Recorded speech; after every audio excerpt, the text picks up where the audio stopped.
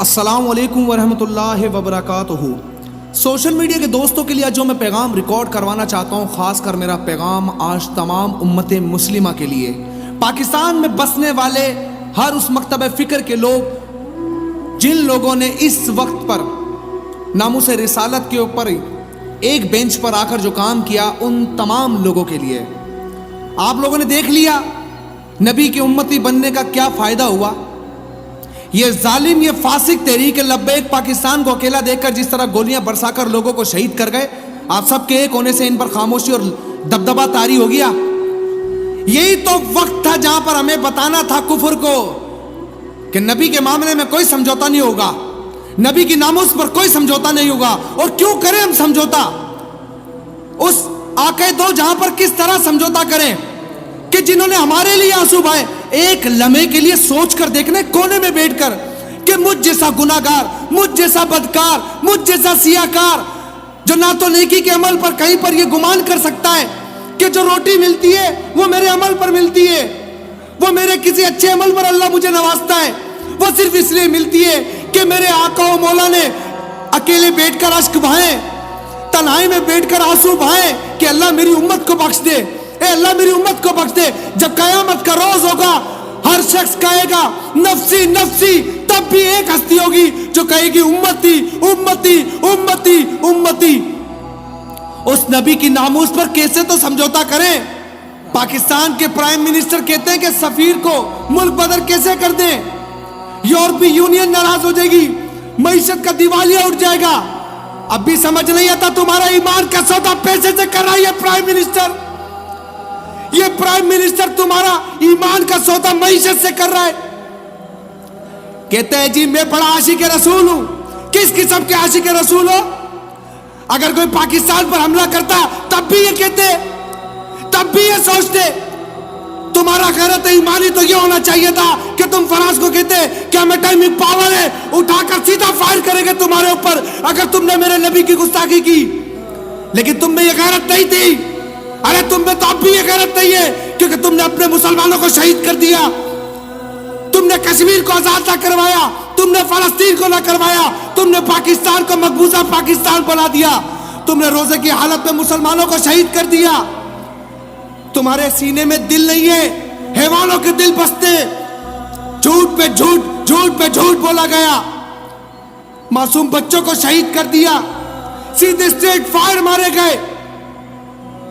مفتی منیب الرحمان صاحب تہہ دل سے شکریہ ادا کرنا چاہتے ہیں، آپ نے جس طرح حکمت عملی سے حکومت کو وارننگ جاری کی، حکومت کو سمجھ آ گیا کہ یہ کسی ایک جماعت کا مسئلہ نہیں ہے، یہ تمام مسلمانوں کا مسئلہ ہے، یہ حضور اقدس کی ذات کا مسئلہ ہے، یہ گنبد خضرا کے مکین کا مسئلہ ہے۔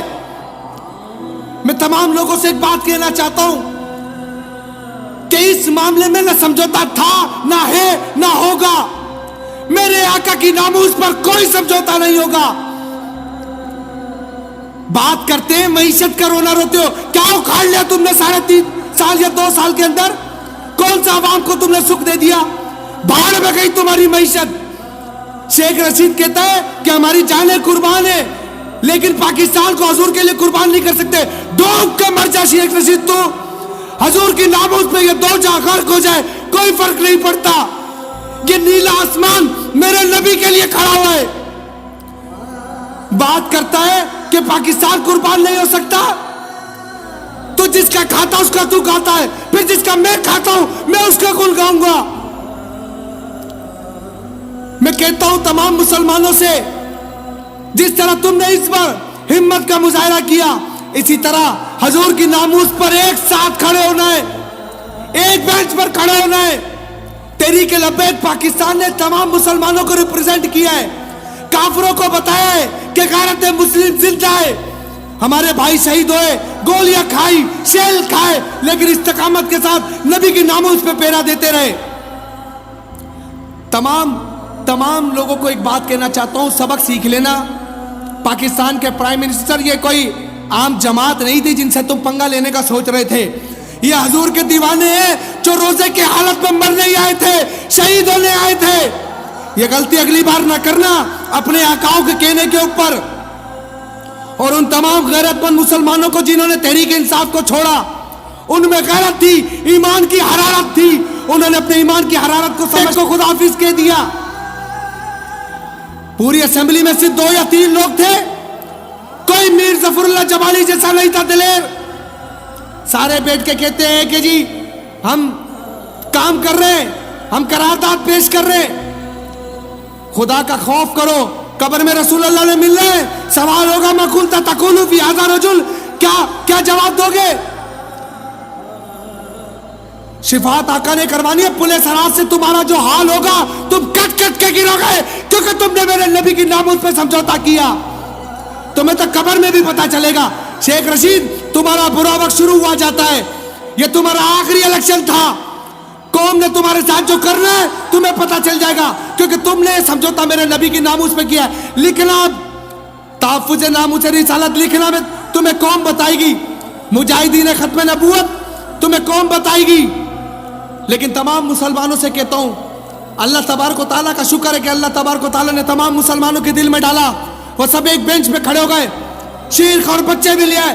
دکھاؤ ایسا جذبہ کسی کے در, اور ان بتاؤ ان قادیانیوں کو, تمہارا جھوٹا نبی, فرعونوں, کمینوں, تم یہ جو مہم چلا رہے تھے ہمارے خلاف, یہ امت مسلمہ, یہ ہمارے نبی کا پاور, یہ امت کا پاور. جھوٹے نبی کی پیداواروں ہمارے خلاف پروپیگنڈے کر رہے تھے, سب پتا تھا ہم کو. لیکن ایک بات تو طے ہے نا کہ وہ کانا, وہ دجال, وہ فرعون, وہ مر کر گٹر میں گیا, تم اس کی پیداوار تم بھی جاؤ گے. میرے نبی کی عزت پر کوئی سمجھوتا نہیں ہوگا.